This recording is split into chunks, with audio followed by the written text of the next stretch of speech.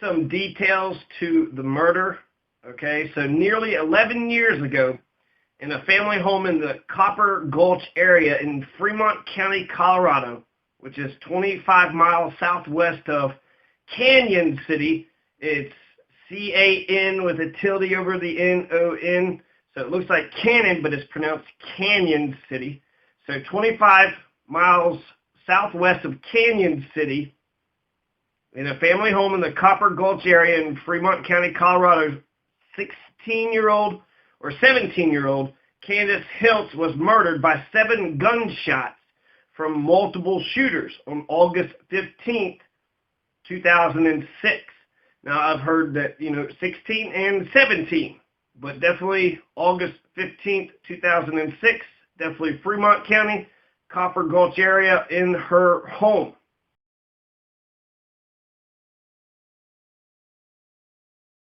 Now, there's competing narratives here, so I think this is mostly from the autopsy. In the autopsy, it said that Candace Hiltz was shot 6 times in the head and once in the chest. So there were at least 2 gunmen. She was shot simultaneously from 2 directions, and she was dead before she hit the floor. Candace Hiltz's mother, Dolores Hiltz, found her daughter wrapped in a blanket underneath the bed. 16-year-old Candace Hiltz was shot once in her face with a shotgun. Candace Hiltz was shot 5 times in the back of her head with a smaller caliber gun. And Candace Hiltz was shot in the chest 1 time with a smaller caliber gun as well. Candace Hiltz could have been shot with 3 different types of guns, 3 different types of, caliber. So there could have been just as many shooters. According to Dolores Hiltz, Candace Hiltz had 2 gunshot wounds, or 2 shotgun wounds, in the back of her head.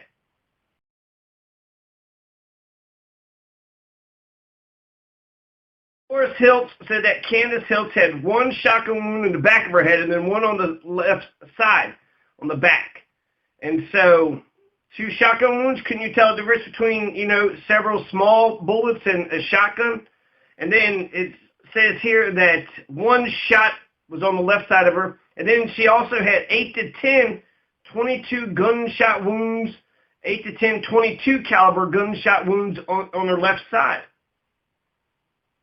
On her left side, so she's got 1 shotgun wound in the back of her head, once in the back and to the left side of her, and then she has 8 to 10 22 caliber gunshot wounds in her left side. Well, we didn't even hear about that. The autopsy didn't even mention the gunshots on the left side. We heard about the chest shot, and then there was supposed to be 1 in the face, but she says that they're both in the back of her head.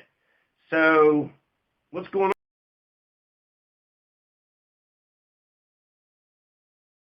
Recap, the autopsy said that she got shot once in the face from the front with a shotgun. She was shot 5 times in the back of her head and back and to the left, so that would mean that the shooter would be back there, right, with a smaller caliber gun. So not a shotgun, but pow, pow, pow, pow, pow, and then shot in the chest 1 time with a very small caliber gun. After Candace was already dead, that's when she got that shot in the chest.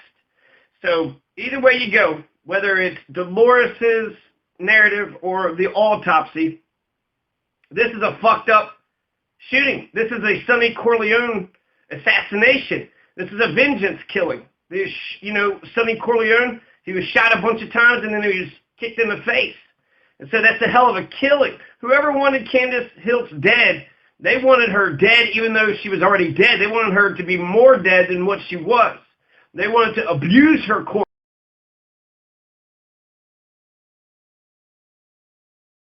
So the people that killed Candace Hiltz, they killed the shit out of her. They killed the shit out of her. They killed the shit out of that girl. And they did it on purpose. Those who murdered Candace Hiltz were sending a warning to the rest of Fremont County. This could be you. If you cross us, if you fuck up like she did. They weren't just killing to shut her up, but they were silencing anybody and everybody who would ever think of challenging them for any reason. The brutality of the murder was so heinous, it was done for a reason. It was done like that on purpose, to shock the conscience, to make you remain forevermore compliant to their totalitarian fascism, to their violent, oppressive, authoritarian ways. And don't forget, Dolores Hiltz found her daughter wrapped in a blanket underneath the bed. How would you like to find your daughter like that? Dead, blown. Autopsy states that the paths of the bullets are steeply downward, back to front, left to right, back to front, left to right. So he's saying that it would have been up there. That's what Randy Keller, he was listed in the article, but I'm not for sure. Is Randy Keller the coroner at the time? Was Randy Keller the one who did the autopsy? So he's saying the path of the bullets are steeply downward. So if she got shot once in the face and then, 5 times in the back of the head, so that person had to been in front of her and up by the steps. And then I think that, what about the stray bullet holes? Where was she actually shot? It looks like she was shot, drugged down the hall, and then stuffed into a room. So there's a lot of information here that just, I don't know. I think that Dolores should write all this down. And Dolores should go ahead and present what she thinks happens and all her evidence. You could find, if you find a bunch of bullet holes in the houses, then you could follow the trajectory of the bullet. So there's, at least 2 shooters, right? Why shoot on the, on the side and on the head and then in the chest? So could it have been one person? I don't know. They said, 8 to 10 shots on the side with a .22. Those are very tiny bullets, right? So pow, pow, pow, pow. And then shot in the back of the head, pow, pow, pow, pow. And then when she's crumpled over, maybe shot in the face and then shot in the chest. But it said that the chest, autopsy said the chest was an after-death shot. So, one shooter, if the autopsy is to be believed, would have been behind her to her left side and then up, right, up a good ways. The coroner's report mentions the shotgun in the front of the face, and then it mentions there is a smaller caliber gun from the back of the head, and then the shot in the chest. And then Dolores says that there's 8 to 10 shots of .22s on her left side, and then she had 2 wounds, bullet wounds in the back of her head. So, either way you go, it's a very vicious killing.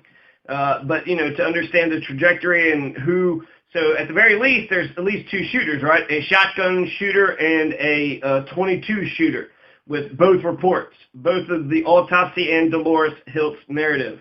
Now, the only person that was of interest during the murder investigation was James Hiltz, who was Candace's brother, but he was never charged. He was arrested, but he wasn't charged. In fact, he's in a mental ward right now. And James Hiltz, this is important, so just to say a little bit about him, he was out in the woods surviving on his own. So I don't know if he was camping out there, but for some reason he just wasn't happy with his home life, and so James Hiltz, Candace's brother, was living out in the woods, but when they had questioned him and when they came across, his stuff where he was at, they didn't find any guns.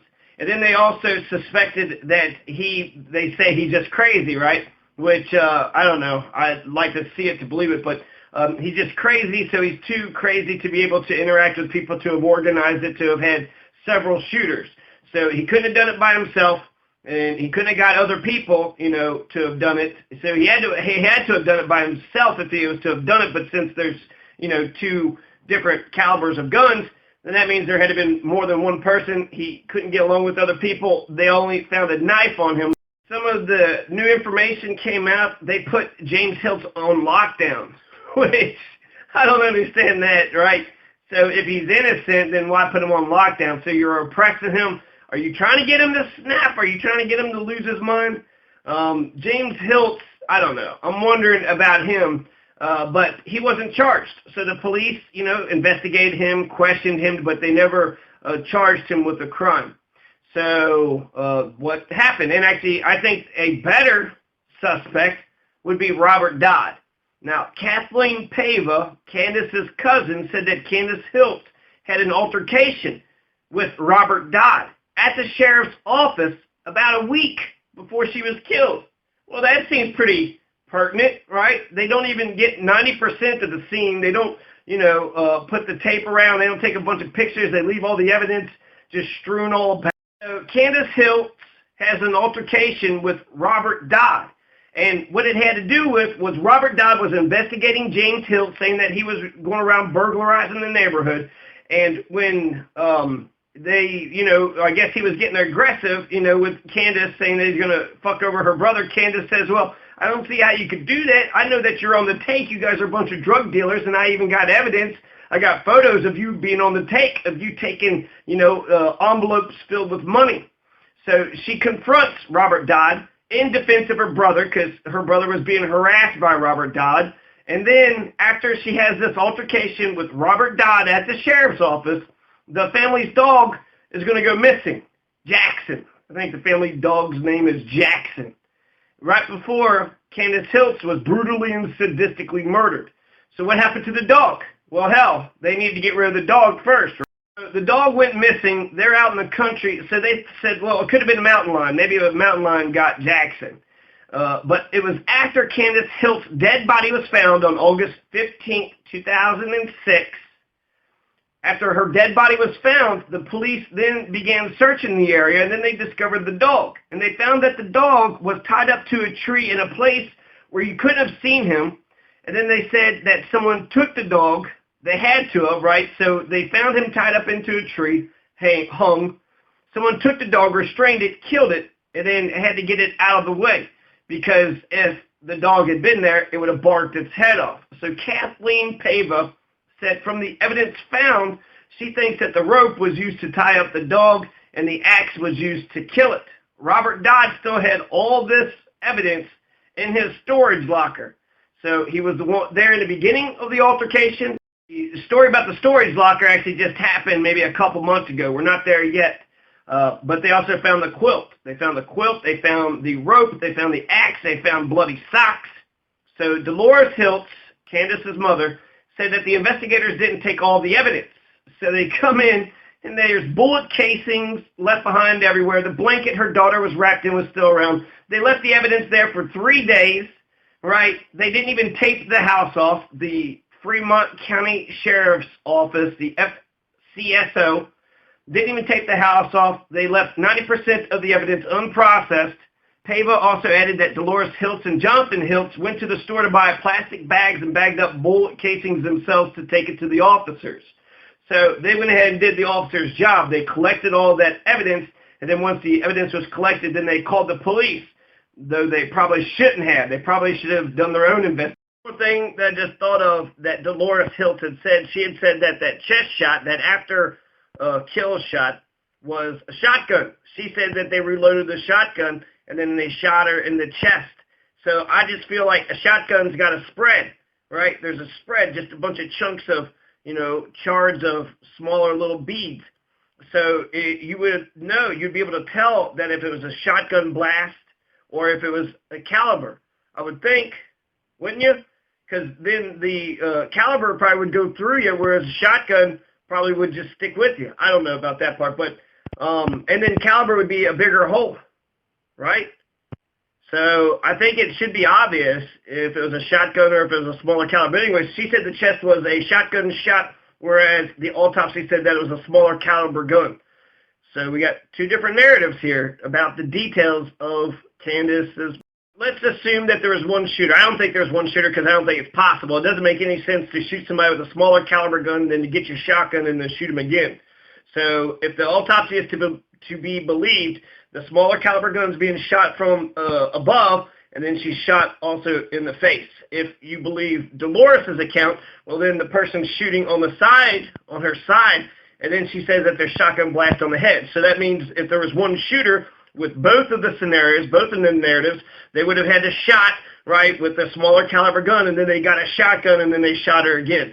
That doesn't make any sense. That doesn't make any sense to be carrying both of those weapons. And then shotgun, you need two, hands. It's possible, right? Someone could have two guns, but that doesn't sound likely to me. It sounds likely that there were two shooters, at least two shooters, possibly three. So, who were they? Nobody. So with Robert Dodd, there was an argument right at the sheriff's office, and then he's one of the investigators that shows up to, after an hour, right? They find her dead, and they call the police, and then it takes an hour for them to show up. Now, Robert Dodd's investigating on it. Then he was the one that had argued. He's the lead investigator, and then he's the one that finds the dog. which was up in a tree, which wasn't easily, you couldn't have easily have seen it. There's a lot of circumstantial evidence there, and them not taking the evidence, them not collecting the evidence. Robert Dodd's storage unit, you're going to have all the evidence to this case. So he took the evidence out of the sheriff's department, out of the basement of the sheriff's department, and put it into his locker. He had the bloody socks, he had the bloody blanket, the quilt, he had an axe that was used to, cut the dog or did something with the dog. The rope was the bloody rope that was used to hang the dog, and this was all in Robert Dodd's possession in his personal private storage unit. And, he's going to tamper with the evidence even farther. He's going to throw it out into the landfill, and they're going to find it even more. So at the very least, he's tampering with evidence. That part is clear. But if you're guilty, it seems like you would want to cover it up. You wouldn't want to take all the evidence. You would want to take your time. You would want to, make sure nobody ever finds out that you were the one that did it. A bunch of messages. I mean, this was a message. The killing itself was a message. Don't you fuck with us. And the killing was very heinous, right? Just basically nearly shot her head off. She's stuffed underneath the bed. That's where she bleeds out. So then there's the bullet casing that's in Paige's cradle. Apparently they had thought that when they shot that the bullet casing flew, 6 feet back. That doesn't sound right to me. That sounds like somebody put the bullet casing into the crib, and then the dog was hung. The dog was hung too. So we'll kill your dog, we'll kill your daughter, and then we'll put the bullet casing in your baby's bed just to let you know that this could keep on going.